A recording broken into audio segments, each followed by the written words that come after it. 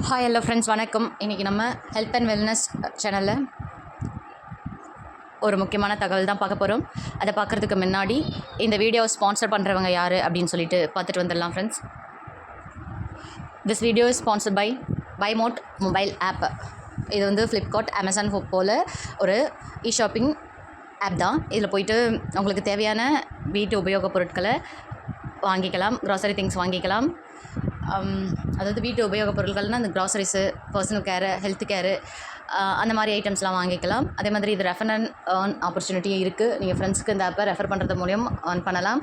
Offers அப்பப்போ போடுவாங்க, அது மூலியம் உங்களுக்கு மணி சேவ் பண்ண வாய்ப்புகள் நிறைய இருக்குது. ஸோ இதை பற்றி இன்னும் டீட்டெயிலாக தெரிஞ்சுக்கணும் அப்படின்னா இந்த ஆப்போடைய டவுன்லோட் லிங்க் வந்து டிஸ்கிரிப்ஷனில் கொடுத்துருக்க இந்த வீடியோவில் நீங்கள் அதை போய் டவுன்லோட் பண்ணி ரெஃபர் பண்ணிக்கோங்க. அப்போ போய் உள்ளே பார்த்தீங்க அப்படின்னா உங்களுக்கு ஒரு ப்ராடக்டோடைய ரேட்டும் உங்களுக்கு தெரியும்.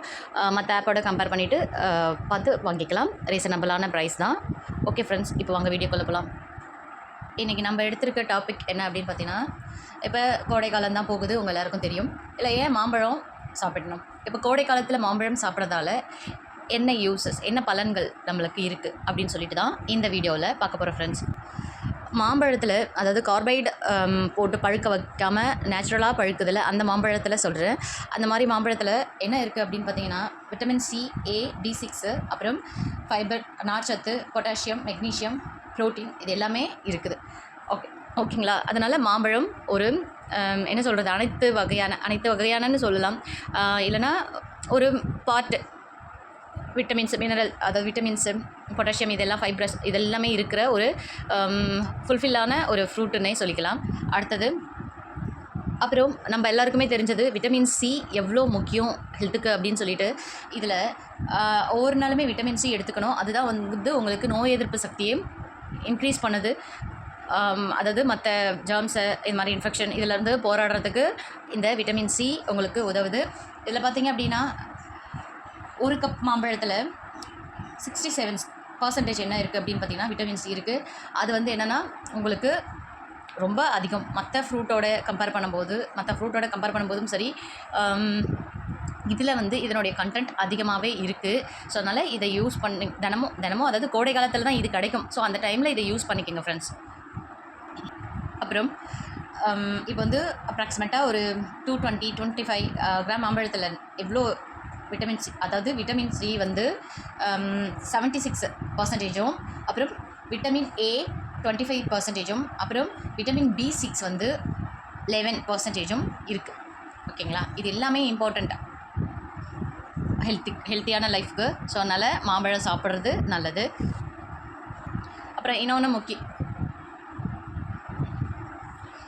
இன்னொரு முக்கியமான தகவல் என்ன பார்த்தோன்னா, இது வந்து நோய் எதிர்ப்பு சக்தியை அதிகரிக்குதுன்னு உங்களுக்கு முன்னாடி சொல்லிவிட்டேன். விட்டமின் சி அதிகம் இருக்கிறதால அதனால் இன்னொன்று என்னென்னா, கண் பார்வையை மேம்படுத்துறது முக்கியமான வேலையாக இருக்குது. அப்புறம் டைஜஷன் ப்ராப்ளம்லாம் இருக்காது, அதை வந்து சீராக வச்சுருக்கும் நம்மளுக்கு.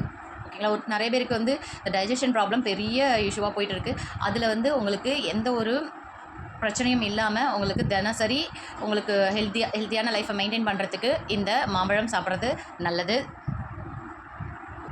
அடுத்தது பார்த்தீங்க அப்படின்னா, நம்ம ஆல்ரெடி பார்த்தோம் ஃபைபர் கண்டென்ட் இருக்குது அப்படின்னு சொல்லிட்டு. அதுவும் என்னென்னா என்ன பண்ணுது அப்படின்னு பார்த்தோன்னா, நார்ச்சத்தும் நம்ம சாப்பிட்றதால கிடைக்கிது. அப்புறம் நன்மை தரக்கூடிய பாக்டீரியாக்கள் இருக்குல்ல, உருவாக்குது.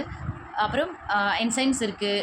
அப்புறம் ரத்த சிவப்பணுக்களை உருவாக்க, பிளட் செல்ஸ், அதாவது ஓகேவா, அதை உருவாக்குறதுக்கும் இந்த மாம்பழம் யூஸ் ஆகுது. அதுவும் கார்பைடு இல்லாமல் நேச்சுரலாக பழுத்த மாம்பழம் தான். கார்பைடு யூஸ் பண்ண மாம்பழம் நம்ம சாப்பிடும்போது நம்மளுக்கு என்னென்ன வயிற்று வலி, வயிற்றுப்போக்கு, இந்த மாதிரி ப்ராப்ளம்லாம் வரும். ஸோ அதனால் மாம்பழம் சாப்பிடும்போது, அதாவது வாங்கும்போது பார்த்து வாங்கணும். கார்பைடு கல் யூஸ் பண்ணியிருக்காங்களா, கெமிக்கல் இல்லாமல் பழுக்க வச்சுருக்கா அப்படின்னு பார்த்து வாங்கி சாப்பிட்றது ரொம்ப ரொம்ப முக்கியம். அப்புறம் பார்த்திங்கன்னா, ஹார்ட் ப்ராப்ளம் இல்லாமல் இருக்குது, ஆரோக்கியத்தை மேம்படுத்துறதுக்கு, அப்புறம் சுகர் கண்ட்ரோல் பண்ணுறதுக்கு, இது எல்லாத்துக்குமே மாம்பழம் ரொம்ப இம்பார்ட்டண்ட். இந்த சீசனில் நம்ம என்ன பண்ணோன்னா, மாம்பழம் நிறையவே கிடைக்கும். அதில் சத்துக்களுமே அதிகம் இருக்குதுன்றதால நீங்கள் அதை அதிகமாக எடுத்துக்கலாம். அதிகமாகனா ஒரு பர்சனுக்கு இந்தளவு ஒரு மாம்பழம் டெய்லி அப்படின்னா அந்த மாதிரி மட்டும் எடுத்துக்கலாம். அதுக்கு மேலேயும் அதிகமாக சாப்பிடக்கூடாது. குழந்தைங்களுக்கெல்லாம் கரெக்டாக பார்த்து தான் கொடுக்கணும். மாம்பழம் அதிகமாக கொடுக்கக்கூடாது இந்த கோடை காலத்தில். பெரியவங்களுக்கு ஓகே, குழந்தைங்களுக்கு லிமிட்டடாக தான் தரணும். அதே மாதிரி நீங்கள் இந்த கோடை காலத்தில் எடுத்திருக்க மாம்பழத்தோடைய உங்களுக்கு நியூட்ரியன்ஸ் எல்லாமே என்னன்னா உங்களுக்கு நெக்ஸ்ட் சீசன் வரைக்குமே அது உங்களுக்கு ஹெல்த்தியாக இருக்க உதவும் ஃப்ரெண்ட்ஸ். ஓகே ஃப்ரெண்ட்ஸ், உங்களுக்கு இந்த வீடியோ பிடிச்சிருக்கும், பயனுள்ளதாக அமைஞ்சிருக்கும் நம்புகிறேன். அடுத்த வீடியோவில் உங்களை சந்திக்கிறேன். அது வரைக்கும் பை பை ஃப்ரெண்ட்ஸ்.